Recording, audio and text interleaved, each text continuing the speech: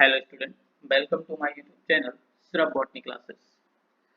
आज की इस वीडियो में मैं बीएससी सेकेंड सेमेस्टर केमिस्ट्री के क्वेश्चन को डिस्कस करूंगा और स्पेशली इस वीडियो में मैं यूनिट सेकेंड के 24 क्वेश्चन को डिस्कस करूंगा जो बहुत ज़्यादा इंपॉर्टेंट क्वेश्चन है और इन्हीं 24 क्वेश्चन में से कम आपका जो एग्ज़ाम होना है उसमें लगभग लगभग 10 क्वेश्चन या 7 से 8 क्वेश्चन तो फंस ही जाएंगे और मेरे अकॉर्डिंग तो लगभग 7 से 8 नहीं 9 10 से ऊपर क्वेश्चन फंस सकते हैं इस यूनिट से। ठीक है, तो हम बात करेंगे पहले क्वेश्चन की। क्वेश्चन पहला है which amino acid acidic in nature. ठीक है, तो देखो जब तुम अपना यूनिट का सिलेबस देखते हो तो सिलेबस में बोला है क्लासिफिकेशन ऑफ अमाइनो एसिड। ठीक है, जब हम क्लासिफिकेशन ऑफ अमाइनो एसिड की बात करते हैं तो उसके पोलरिटी के बेस पर हम क्लासिफाई कर देते हैं, उसकी एलिफेटिक आर चेन के बेस पर हम क्लासिफाई कर देते हैं, उसके इसेंशियल और नॉन इसेंशियल के बेस पर क्लासिफाई कर देते हैं। तो हम वही बात करते हैं एसिडिक इन नेचर। ठीक है, तो हम बात करते हैं एस्पार्टिक एसिड है और एक अमाइनो एसिड और है ग्लूटामिक एसिड। ठीक है, ये जो दो अमाइनो एसिड हैं ये कैसे नेचर के हैं? ये एसिडिक नेचर के हैं। अगर मान लो बाई चांस तुमसे क्वेश्चन पूछ ले कि बेसिक अमाइनो एसिड कौन से हैं, तो बेसिक अमाइनो एसिड के लिए याद रखना लाइसिन, लाइसिन एक ये लिख लेना, आर्जिनिन, आर्जिनिन और एक है हिस्टिडीन। देखो हिस्टिडीन को बफर के रूप में भी यूज किया जाता है, ये याद रखना। ठीक है, तो ये 3 amino acid basic amino acid हैं और 2 amino acid acidic amino acid हैं, ग्लूटामिक एसिड और एस्पार्टिक एसिड। ठीक है, तो ये आप याद कर लेना। हो सकता है इससे भी क्वेश्चन बन जाए, जैसे मान लो यहाँ पे मैंने क्वेश्चन दिया है which amino acid is acidic in nature, तो हो गया वो एस्पार्टिक एसिड। ठीक, तो हम ये नोट कर लें, मैं मिटा रहा हूँ। अगली हम बात करेंगे क्वेश्चन की कि कौन सा अमाइनो एसिड है वो सल्फर कंटेनिंग अमाइनो एसिड है। तो जब हम सल्फर कंटेनिंग अमाइनो एसिड की बात करते हैं तो हमारा उसमें आ जाता है मिथियोनिन, जो एक मिथियोनिन है। इसके अलावा दूसरा अगर हम बात करें कौन सा है sulphur containing amino acid, cysteine, cysteine ये यहाँ पे सिस्टीन। ठीक, तो ये हो गया।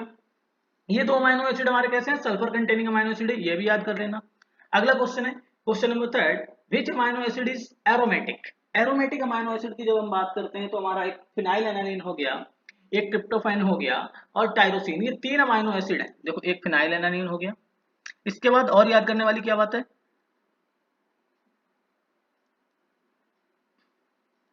टायरोसिन और एक ट्रिप्टोफैन।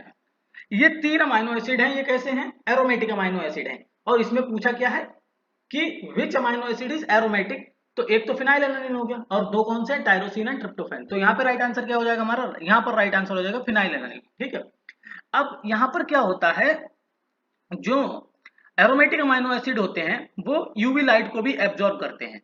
तो हम जब बात करते हैं यूवी लाइट के एब्जॉर्बेंस की, तो यहाँ पर जो ट्रिप्टोफैन अमाइनो एसिड है, हम नेक्स्ट पेज पे लिख देते हैं। जो ट्रिप्टोफैन अमाइनो एसिड है, ट्रिप्टोफैन अमाइनो एसिड है वो सबसे ज्यादा एब्जॉर्बेंस शो करता है कौन सी? यूवी लाइट की, लगभग 279 या कभी कभी से 280 भी लिखा जाता है। फिर इसके बाद जो होता है वो टायरोसिन करता है। कौन सा? टायरोसिन। टायरोसिन जो होता है वो करता है 274। वहीं हम जब बात करते हैं फिनाइल एनालिन की, फिनाइल एनालिन की ये करता है 257 के करीब। ठीक है, तो कभी कभी हो सकता है क्वेश्चन अगर तुम्हारा एमसीक्यू बने तो पूछ ले कि मतलब ऐसा सीक्वेंस बताओ, बढ़ते क्रम में सीक्वेंस बताओ कि यूवी लाइट को एब्जॉर्ब करने के बढ़ते क्रम को बताओ। कौन से एरोमेटिक अमाइनो एसिड सबसे ज्यादा करते हैं? तो ट्रिप्टोफैन और टायरोसिन उससे कम और उसके बाद फिनाइलएलानिन। ठीक है, तो ये याद रखना यूवी लाइट के बारे में हम बात करते हैं। जब हम बात करते हैं अगला, ग्लाइसिन इज क्लासिफाइड एज। देखो ग्लाइसिन को non polar aliphatic amino acid के रूप में क्लासिफाई किया जाता है। ठीक, तो इसका राइट आंसर हो जाएगा बी। ठीक, इसके बाद हम बात करते हैं व्हाट इज ज्यूटराइन।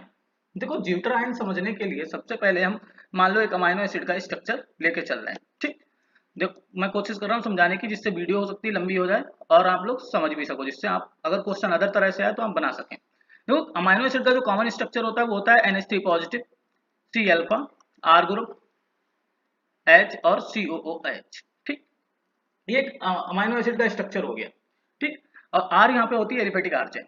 मान लो मैंने एक पहला टाइट्रेशन किया और पहले टाइट्रेशन किया तो इसका स्ट्रक्चर बना NH3 positive, C alpha, H, R और COO निगेटिव। ये फर्स्ट टाइट्रेशन हुआ, फर्स्ट टाइट्रेशन विद बेस। ठीक, सेकेंड टाइट्रेशन किया तो सेकेंड टाइट्रेशन में होगा C alpha, R, COO negative और NH2। ठीक, तो देखो ये जो बीच वाला मिडिल वाला स्ट्रक्चर मिल रहा है इस पर पॉजिटिव और निगेटिव दोनों चार्ज मिल रहे हैं। तो जहां पर पॉजिटिव और निगेटिव दोनों चार्ज हैं तो वो उसे क्या बोल देगा, ज्यूट्राइन कंडीशन हो गई।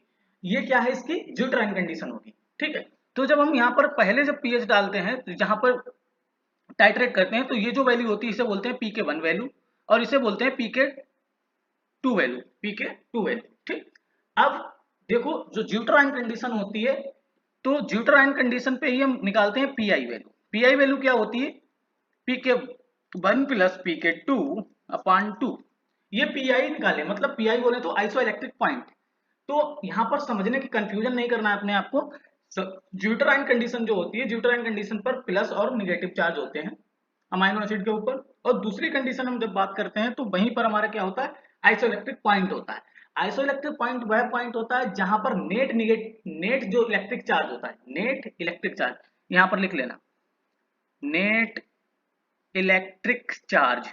नेट इलेक्ट्रिक चार्ज क्या होता है, जीरो होता है, क्योंकि पॉजिटिव है और निगेटिव है, ये आपस में क्या हो जाएंगे, कैंसिल आउट हो जाएंगे। तो net negative charge, net electric charge क्या हो जाएगा, जीरो हो जाएगा। ठीक है, और पीआई कैलकुलेट करने का फार्मूला क्या है, pK1 प्लस pK2 अपॉन 2, जिससे क्या निकल आएगी, पीआई वैल्यू। जिस पर वो कैसी कंडीशन, वह वैल्यू जहां पर वो ज्यूट्राइन कंडीशन में होगा उसी को क्या बोल देंगे, पीआई वैल्यू, और जहां पर नेट इलेक्ट्रिक चार्ज क्या होगा, जीरो। ठीक, तो ये हो गया यहाँ पर।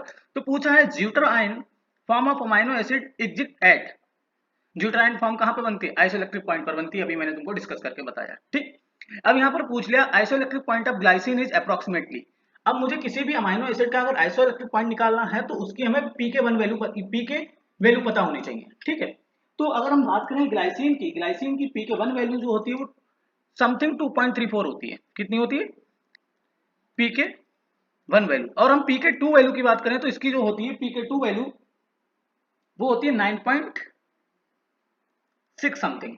अब मैंने फार्मूला तुमको बता दिया है, पीआई इक्वल टू होता है pK1 प्लस pK2 अपॉन 2। ठीक है, इसको कैलकुलेट करके जब तुम निकालोगे तो लगभग 5 पॉइंट समथिंग के निकल के आएगी। तो इसका राइट आंसर क्या हो जाएगा, 5.6।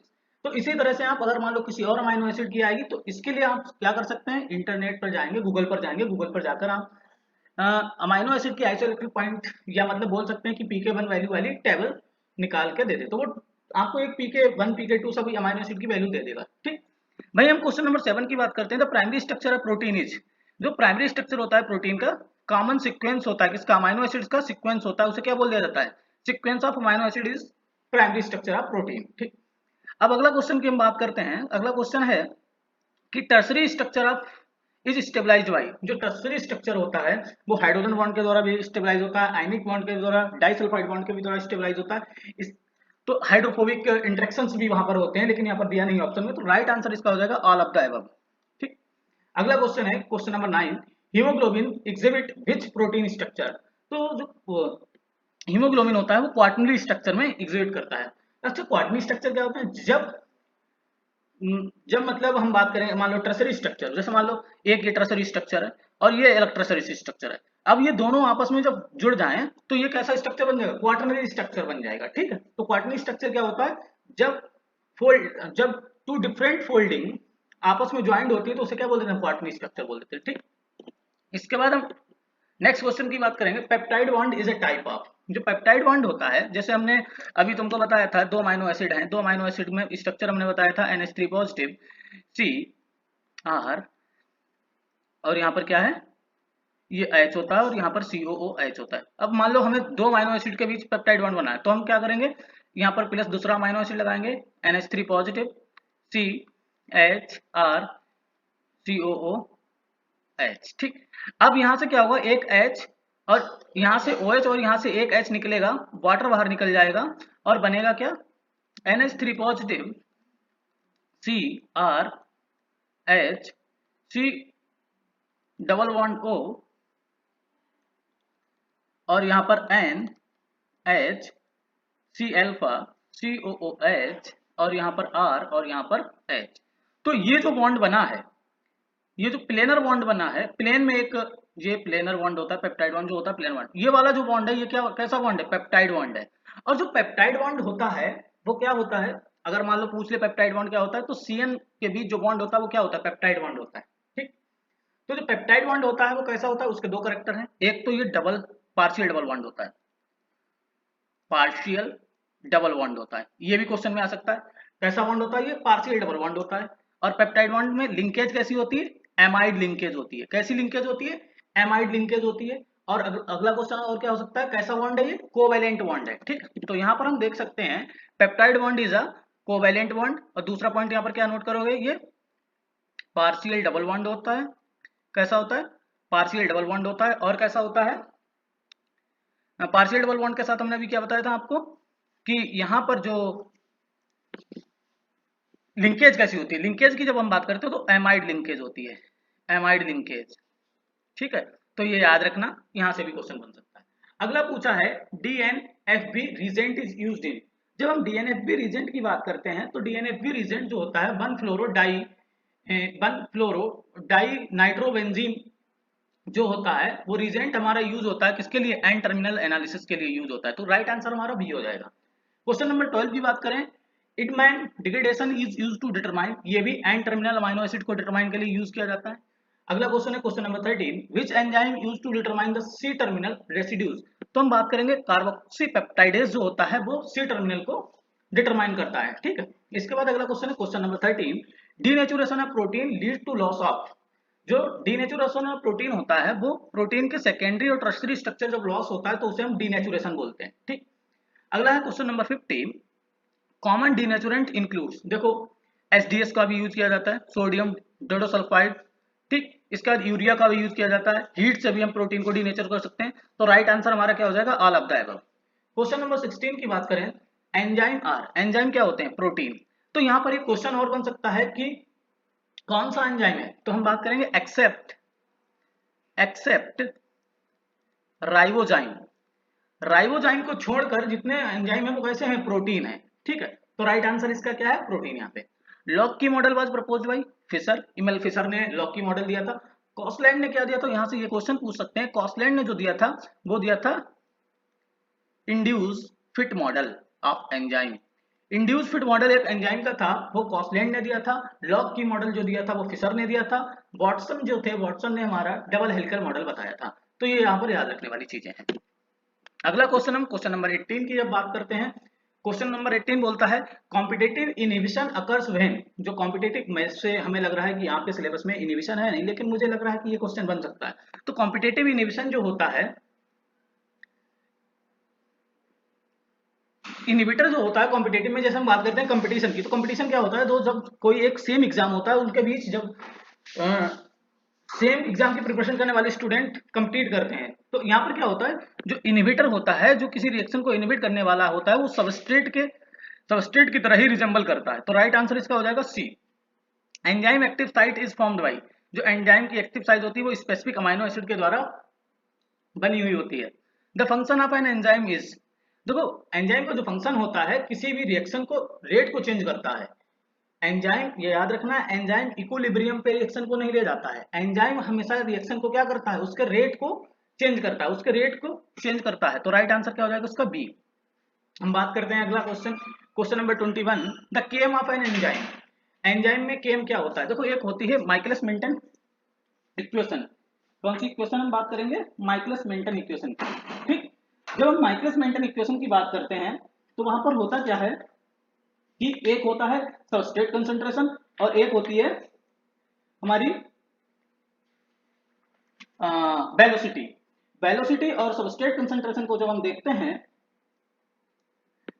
कौन सी हम Michaelis Menten equation, Michaelis Menten equation. ये माइकलिस मेंटेन एक कांस्टेंट था, उसमें उन्होंने क्या बताया था, जैसे मान लो ये है, यहाँ पर हमारी सबस्ट्रेट कंसंट्रेशन रखी है और यहाँ पर हमारी वेलोसिटी है। तो यहाँ पर क्या होता है, कोई एंजाइम इस तरह से जाता है और यहाँ पर क्या होता है, ये हाफ बी मैक्स होता है और ये यहाँ पर क्या रिप्रेजेंट करता है, K M value. K M is the Michaelis Michaelis Menten constant, Michaelis Menten constant, ठीक है। केएम क्या है, यहाँ पर माइकलिस मेंटेन कांस्टेंट है। तो केएम क्या होता है, केएम बताता है एंजाइम के साथ सबस्ट्रेट की बाइंडिंग को, ठीक है। केएम की वैल्यू जितनी कम होगी, एंजाइम की सबस्ट्रेट के साथ एफिनिटी उतनी ज्यादा होगी। हम फिर से बोल रहे हैं ये वर्ड, केएम की वैल्यू जितनी कम होगी, उस एंजाइम के साथ सबस्ट्रेट की एफिनिटी उतनी ही ज्यादा होगी।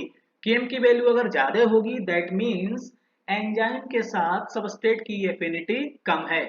तो यहाँ पर जो हम बात कर रहे हैं, KM of an enzyme is, KM क्या है, केएम होता है हाफ वेलोसिटी। हम यहाँ पर बात करते हैं, ये वाली जो वैल्यू है हाफ वी मैक्स होती है, ठीक है। तो हम बात करते हैं, तो ये बताता है हमारा KM is the substrate concentration that gives half maximum velocity. Right answer इसका डी है, ठीक है। क्वेश्चन नंबर 22 की हम बात करते हैं, which of the following test used for peptide bond detection. तो यहाँ पर हम बात करते हैं वायुरेट टेस्ट जो होता है वो पेप्टाइड बॉन्ड डिटेक्शन के लिए यूज किया जाता है। क्वेश्चन नंबर 23 की जब बात करते हैं, apo enzyme plus cofactor forms. Apo enzyme और कोफैक्टर्स क्या होते हैं, होलो एंजाइम कहलाते हैं। अब मैं कोफैक्टर टू टाइप के होते हैं, एक होते हैं मेटेलिक कोफैक्टर और एक होते हैं जिन्हें हम बोलते हैं coenzyme. Coenzyme is a type of cofactor, दो किसके बने होते हैं, ऑर्गेनिक मॉलिक्यूल्स के बने होते हैं, जिसमें क्या वैल्यू होती है, विटामिन, ठीक, याद रखना। और यहाँ पर मेटल आयंस होते हैं, ठीक है। तो कोफैक्टर्स क्या होते हैं, कोफैक्टर्स हमारे दो टाइप के हो सकते हैं, एक होते हैं मतलब कि बोले तो इनऑर्गेनिक और एक होते हैं ऑर्गेनिक। इनऑर्गेनिक में हमारी मेटल आयंस आ जाती हैं और ऑर्गेनिक में हमारे आ जाते हैं विटामिन, ठीक है। तो अब अगला यहाँ पर पूछ लिया, कोएंजाइम सारे ऑर्गेनिक नॉन प्रोटीन मॉलिक्यूल्स होते हैं, ठीक है। तो यहाँ पर ये यूनिट सेकंड के 24 क्वेश्चन थे, बहुत इंपॉर्टेंट क्वेश्चन है। Please like and subscribe my channel. Thank you student. और जहां कहीं पर भी अगर नहीं समझ आया तो कमेंट बॉक्स में जरूर बताएं स्टूडेंट्स।